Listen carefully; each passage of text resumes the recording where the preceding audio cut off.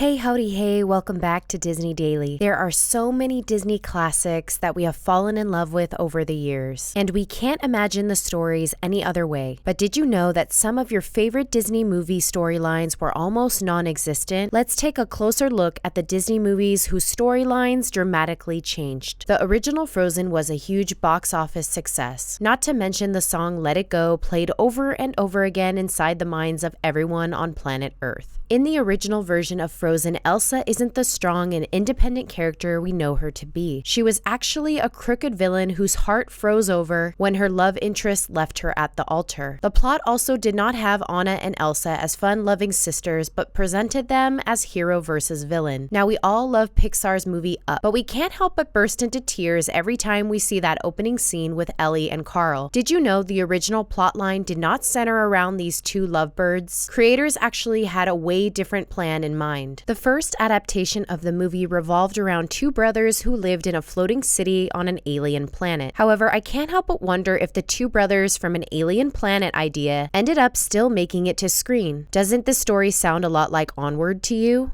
There is not much to say about Monsters, Inc. other than the story is completely genius and the characters are unforgettable. However, this plot almost had a more daunting and depressing twist. The story followed the life of one adult character in his 30s who was struggling with past traumas and fears. Instead of monsters coming to steal Screams, the monsters would each represent one of those childhood traumas or fears that the character would have to face and work to overcome. The movie Lilo and Stitch was a beautiful escape for audiences. From the incredible soundtrack to the beautiful Hawaiian landscape to the cute alien pup named Stitch. It was truly a movie that transported us and took us on a memorable Hawaiian roller coaster ride. Could you imagine this movie any other way? Well, it was almost set in Kansas. I know what you were thinking, how does Kansas make any sense? Well, as it turns out, it serves the perfect location. There is a lot of alien talk and activity reported in Kansas, and since Stitch is an alien, it was the perfect setting. The premise of this movie focused on Stitch trying to find love and acceptance from a bunch of woodland animals. I'm so glad they opted for a more tropical location and the addition of the cute character Lilo. In the movie The Lion King, I can't help but wonder if the original storyline occurred, would we have a King Simba at all? In this particular version, we get the young Simba who nudges his dad, Mufasa, after the stampede. Scar, instead of scaring Simba off, takes him in his mouth with the intention to kill him, but is stopped when all the animals rush to their side and thanks Scar for saving Simba. From there, Scar was to raise Simba as his own. As for Simba, he was to become the goof-off cub that never took anything seriously. Did you know Simba's character was originally based off of Ferris Bueller? That is why Matthew Broderick was actually cast for the role. They intended for Simba to take on that same persona, not to be the mature, heroic character he ended up being in the final production. The old version would have been interesting to see. I can't help but wonder what the story would have looked like. Would Simba have turned out bad, or would he eventually turn on Scar in the end? I guess we will never know. As always, thanks for being my guest. Until next time.